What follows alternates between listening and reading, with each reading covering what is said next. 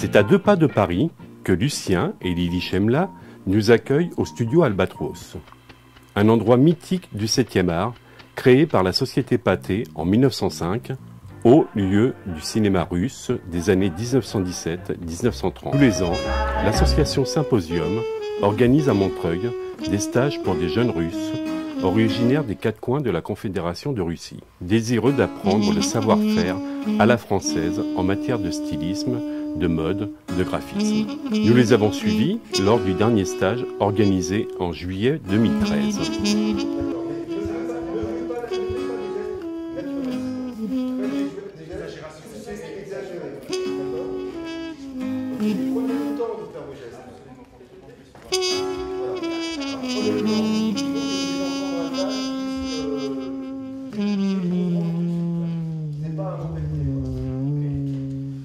Moria Chibinda, je suis réalisateur, metteur en scène, spécifiquement pour cette performance, parce que ce sont des films. C'est un stage qui a été mis en place par Alexis, Olga et Oleg, donc l'association Symposium, qui font venir des étudiantes de Saint-Pétersbourg, de Moscou et d'Ukraine, qui les initient d'une certaine façon à la spécificité française en matière artistique, le regard français, parce qu'apparemment dans le monde, le regard français a une spécificité.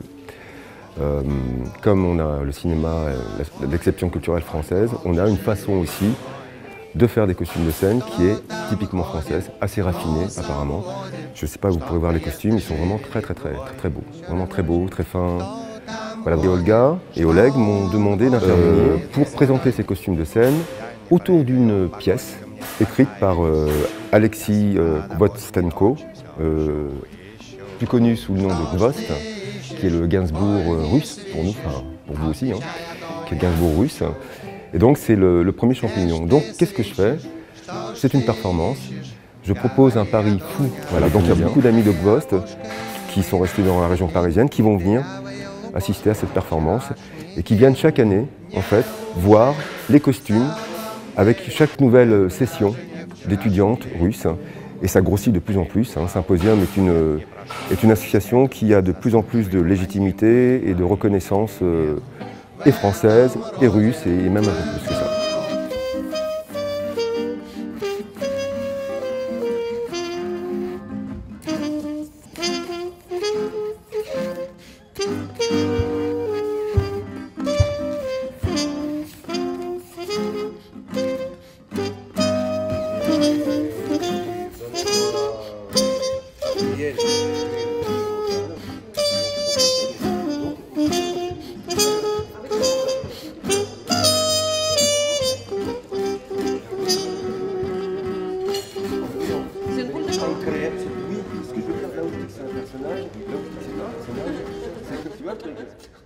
Donc voilà, ça doit être pareil. Et ça, c'est la sculpture des masques. Ça, c'est magnifique. Donc ça, c'est vos moules, en fait, c'est ça? Ça, c'est les moules. Après, dans les moules, on passe à la construction en cuir et après la finition. Ce sont des masques très simples qu'on utilise dans les écoles de théâtre pour faire des exercices. Voilà. Ça, c'est la production. Merci beaucoup. Il n'y a pas de quoi. Paris, super. Wow, прям. Шоколад. Merci. L'importance des grandes tailles. On fait absolument соединяем зарубку талия-талия. Абсолютно, чтобы они были на одном уровне. Peut-être que je vais prendre un crayon noir. Il sort de son droit fil, on ne peut pas mettre, on ne peut pas régler le buste l'un sur l'autre. Okay. C'est un peu compliqué. Значит, почему? Потому что бюст у нас это прямая линия, да, металлическая. Если мы где-то прошили, например, неровно, или он у нас находится не на долевой линии, будет натяжение по-разному, и мы никогда красиво не застегнем, у нас не будет. То есть, если мы ставим бюст... qu'est-ce que je préfère? Fin première et début. Pour moi, c'est le corset le plus difficile. Voilà, le plus difficile à faire. De Chanel, qui est la première à avoir fait ça. C'est elle qui a écrit l'histoire. Cette femme a écrit un scénario qui aujourd'hui est encore très moderne. Эта женщина написала сценарий, который до сих пор современен. Это ее имя. Tout le monde sait que Chanel, c'est une marque, mais c'est aussi une femme. Каждый знает, что Шанель не только бренд, но еще и женщина. Et c'est ça qui est exceptionnel.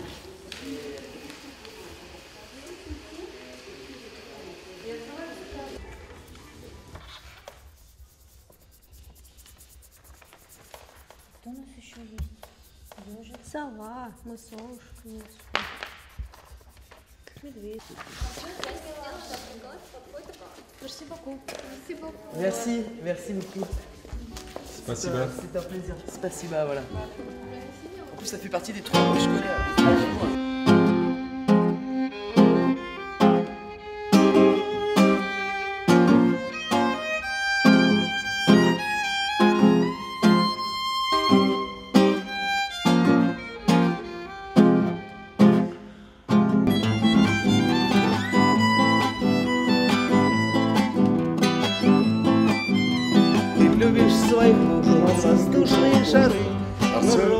Также стояла у истоков вот первых сборников Верлибра, да, в 90-е годы, начиная с 90-х годов. И вот я лично присутствовал, это буквально было в 2012 году, какой там 20-й по счету фестиваль Верлибра, который проходил в Питере. Смысл я определю несколько позже. Но если всех нас, вернее всех до меня выступающих было слышно, то, может быть, я тоже не буду говорить в микрофон. Слышно, да? Не надо. Неплохо. Он все равно дает какую-то отзвук. Литературных площадок, и я потом об этом скажу. И хотел поблагодарить не только Мишу и Кузьму Игнатенко, которые, кстати, выступали у нас на фестивале, на одном из фестивалей Верлибра. Мы виделись не только в Париже, но и в Петербурге. О, музыка! О, музыка! Движение начало, о, чудный гимн, начало мироздания, о, тростника, чуть слышное дыхание. Ты слышишь? Камень в камень постучал.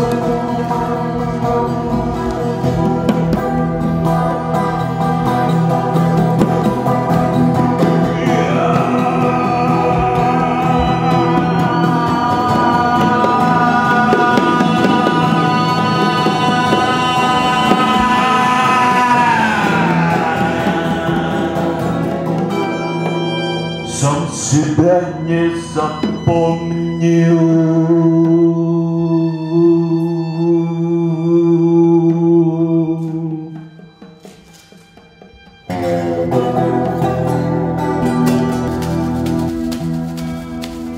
Темная ночь, край, где ночуют метели.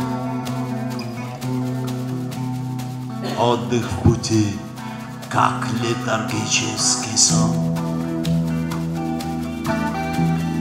Я не проснусь ночью в холодной постели. Кто-то другой выйдет на черный перрон. Ой, кто-нибудь ночью в холодном вагоне между страниц шепчет безумный январь. Я побегу, может, никто не догонит. Там между шпал брошен разбитый фонарь.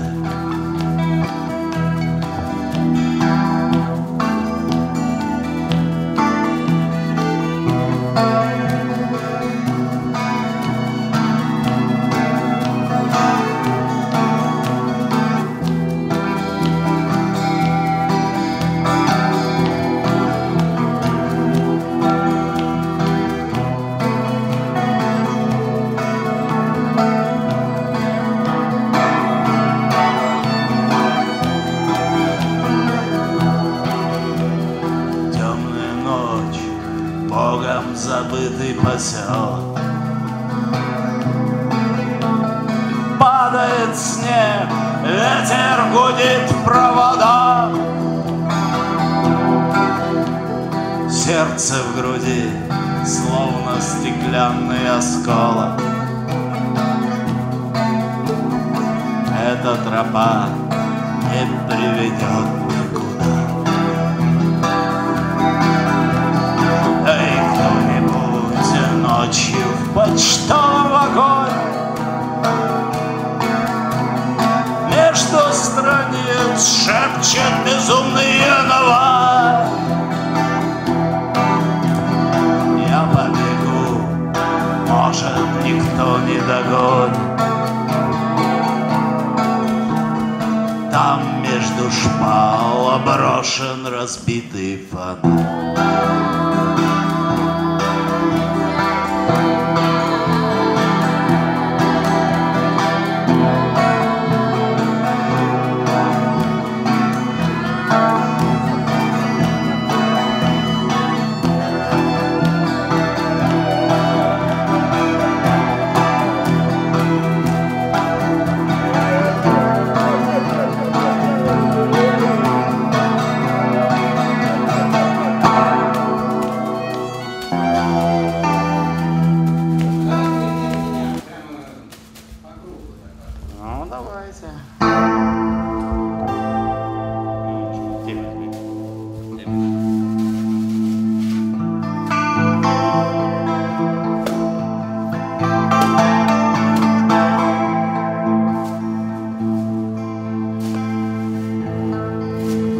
Разговор, перебор, перегар, пустоцвет.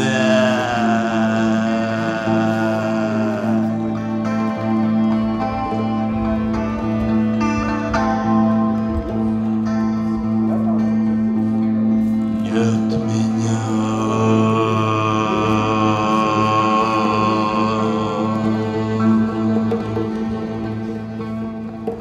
Нет, не я, это тень моя. С моста на мост под огромным небом.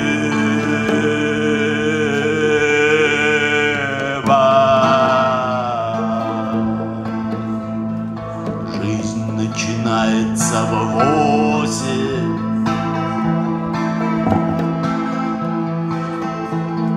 Ровно в 8 нас забросили.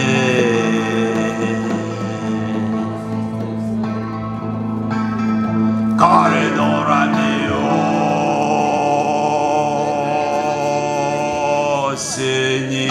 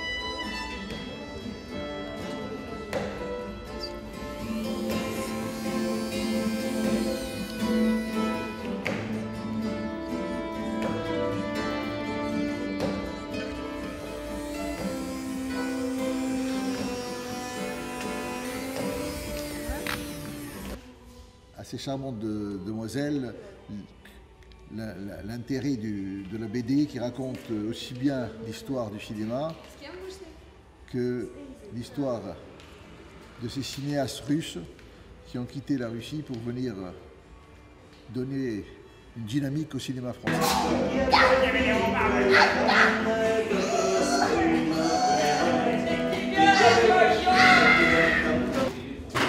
Alors, est-ce qu'on aurait de la musique pour la fin pour vous? Est-ce qu'on a de la musique? Non, on peut le faire. J'ai le soulier de...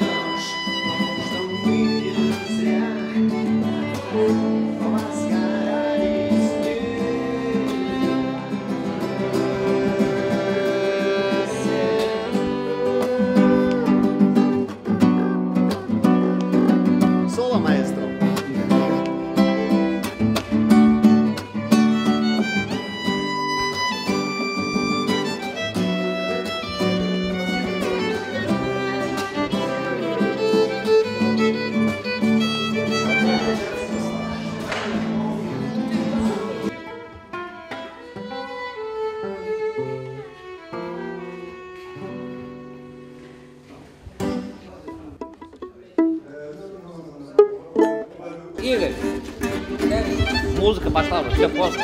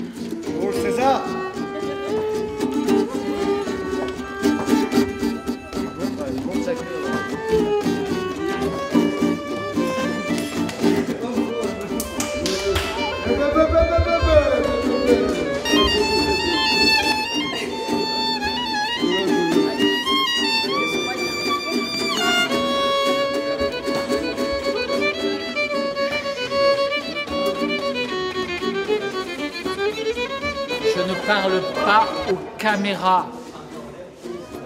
Je ne parle pas aux caméras.